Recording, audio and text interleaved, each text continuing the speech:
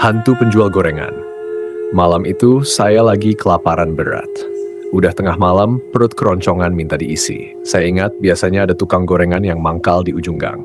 Tanpa pikir panjang, saya langsung jalan keluar rumah. Walaupun jam udah nunjukin hampir jam 1 pagi.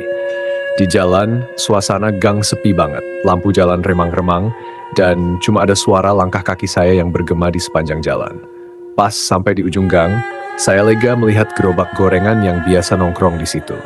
Penjualnya juga kelihatan lagi sibuk ngipasin minyak panas. Saya langsung mendekat dan bertanya, "Bang, gorengannya masih ada?" Penjualnya melihat saya sambil tersenyum tipis. "Masih, Dek. Mau pesan apa?" Saya melihat gorengan di depan saya. Ada bakwan, pisang goreng, dan tempe, semuanya kelihatan enak banget. Saya langsung pesan beberapa biji. Penjualnya menyiapkan pesanan saya dengan gerakan yang agak lambat, tapi entah kenapa saya nggak peduli. Mungkin karena sudah kelaparan banget. Pas gorengan saya udah siap, saya bayar dan langsung balik ke rumah buat makan. Sampai di rumah, saya duduk di meja makan dan buka bungkus gorengan.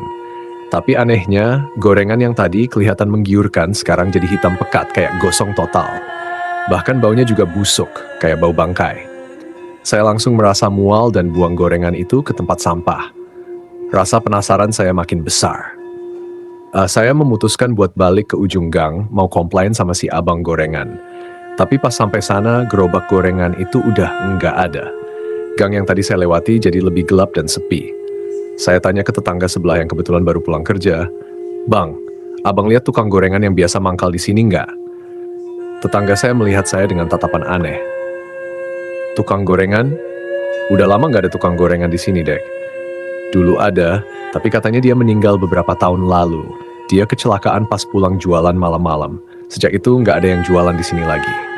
Darah saya langsung berdesir dingin. Saya terdiam sejenak. Rasanya nggak mungkin kalau itu cuma kebetulan.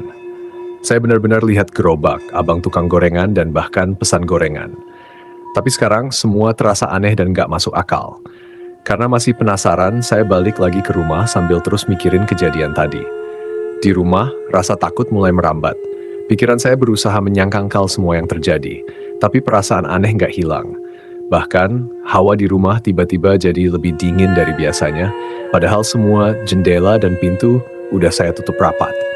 Tengah malam itu, suara langkah kaki tiba-tiba terdengar dari depan rumah. Saya mengintip dari jendela, dan betapa terkejutnya saya ketika melihat bayangan gerobak gorengan yang tadi kembali muncul. Tapi kali ini, penjualnya nggak kelihatan. Gerobaknya bergerak sendiri, seolah ada yang mendorongnya.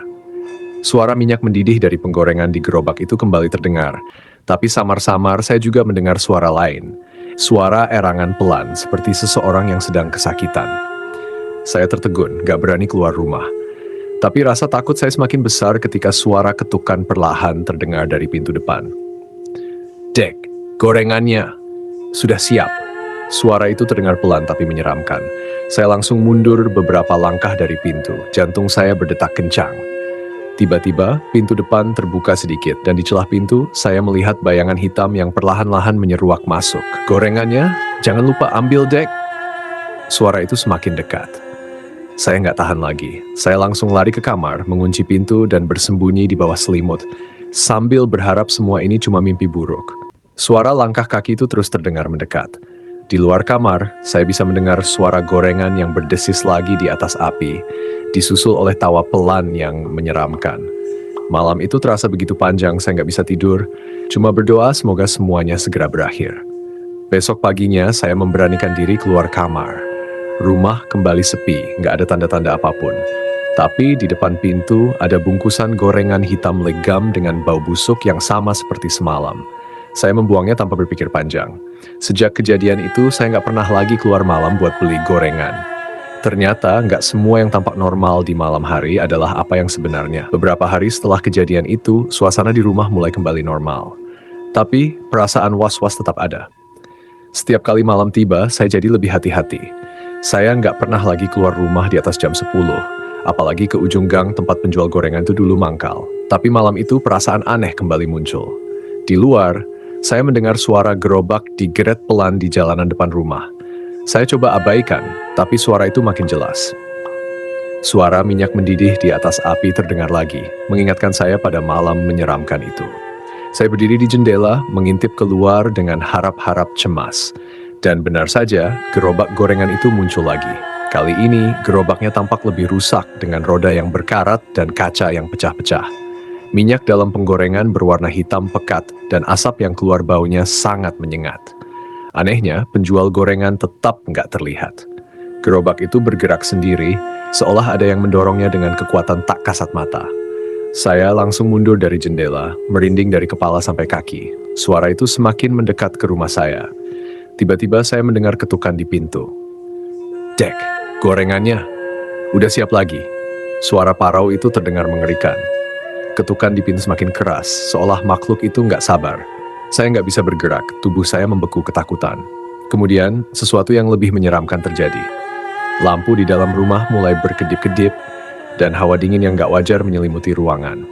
Tanpa berpikir panjang, saya berlari ke kamar, mengunci pintu, dan bersembunyi lagi di bawah selimut seperti malam sebelumnya. Tapi kali ini, suara tawa seram itu gak datang sendiri.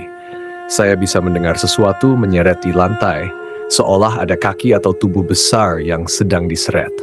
Suara langkah pelan itu terdengar mendekati kamar saya. Napas saya terhenti. Saya tahu dia di sana, tepat di depan pintu. Suara ketukan di pintu kamar mulai terdengar. Dek, ambil gorengannya. Jangan lupa ya. Suara itu seperti berbisik dari sela-sela pintu, mengirimkan gelombang ketakutan ke seluruh tubuh saya. Ketukan terus berlanjut sampai saya nggak tahan lagi. Saya teriak sekencang mungkin, berharap suara saya bisa mengusir makhluk itu. Tapi ketukan itu nggak berhenti.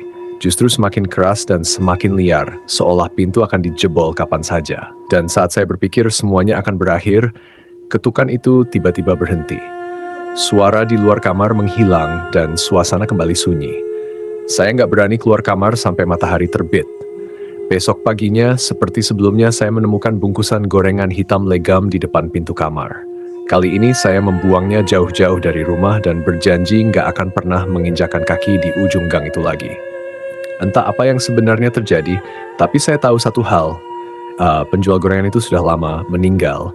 Tapi dia masih menjajakan dagangnya di malam hari, mencari siapa saja yang lengah dan kelaparan.